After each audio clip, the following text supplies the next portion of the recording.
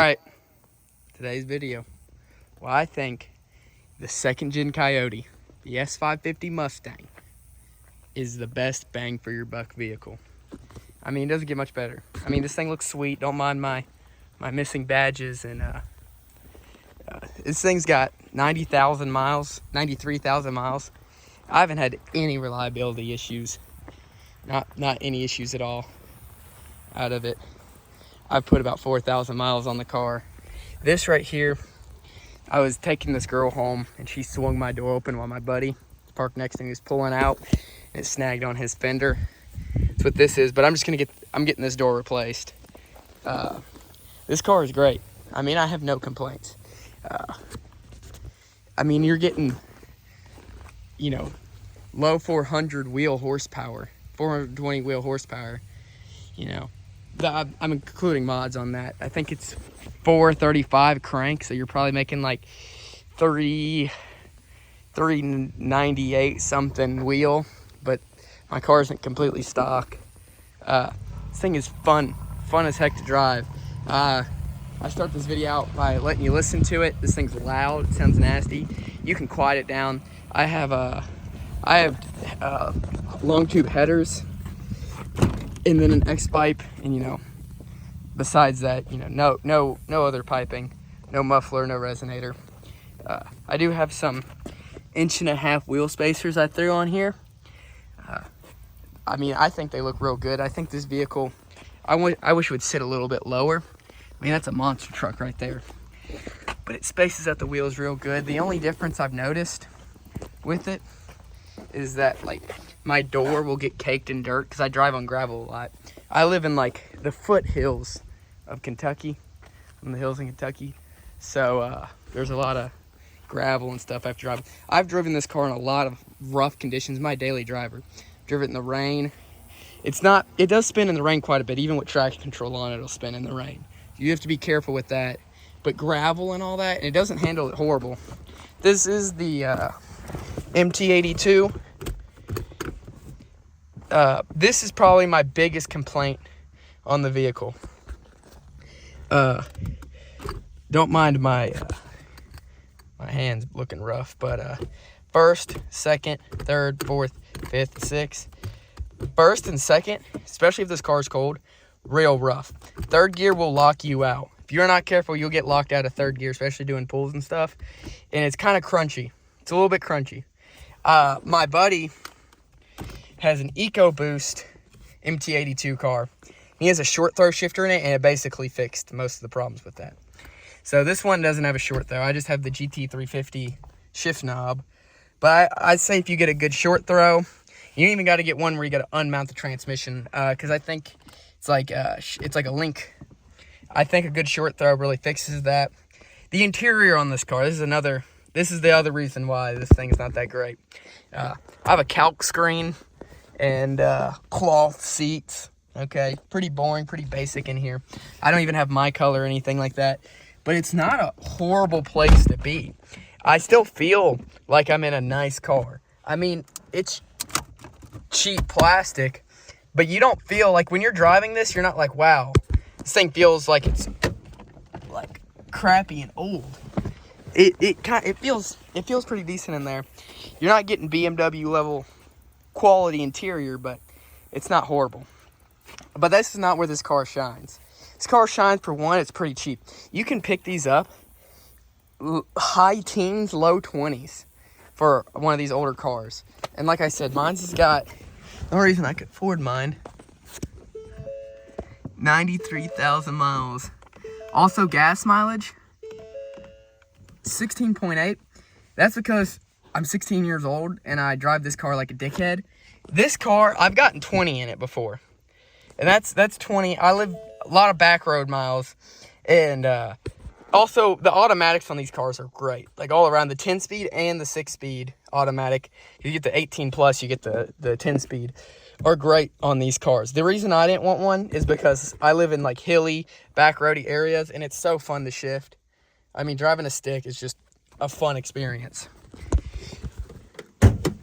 I haven't had like no reliability issues, nothing like that. I mean, you see 5.0, you don't see a lot of 5.0 Coyotes with high miles. I've seen the highest one I've seen was like 140,000. But you'll see F-150 Coyotes, 250,000 miles all day. And you know, it's same motor in this car, so I could afford it because, you know, I got a couple rock chips, some here and there, some cosmetics. I put this RTR grill on because we'll go and look at the back of this little junker. I have the stock grill right here, and the last owner spray painted the badge yellow, and I thought that was ugly. I'm not actually a huge fan of the RTR grill.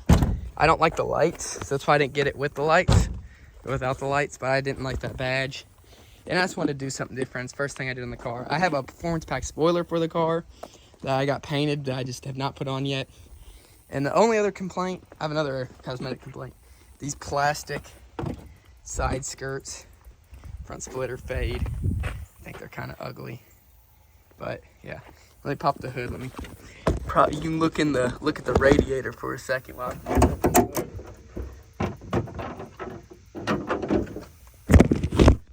I took the engine cover off because I'm thinking of trying to see if I can get something to paint match it yellow, like this exterior yellow, because this yellow is the same, but it's what the wear. It's a little less bright.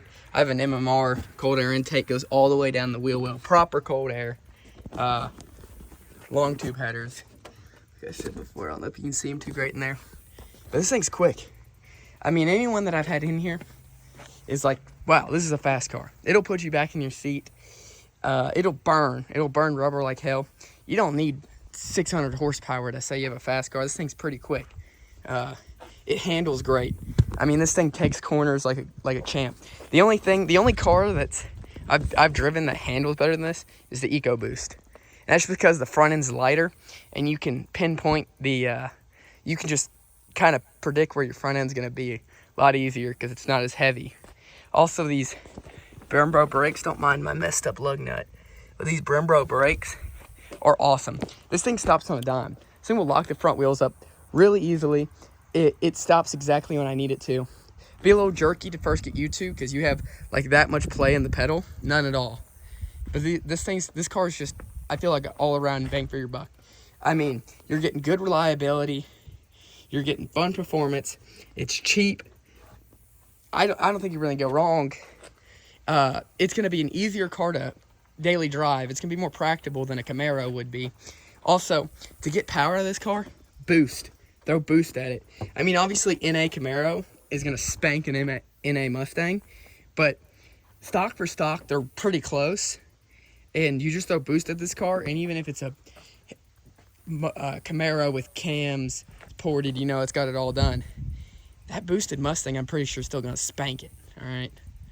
And don't even get me started on the Chargers and Challengers, all right? I'm going to talk on them. Reliability, performance. Dang, you get an RT, you're basically driving. EcoBoost Mustang or a V6 Mustang spanks an RT, and bolt-on EcoBoost can keep up with a Scat Pack. So the Coyote blows them out of the water.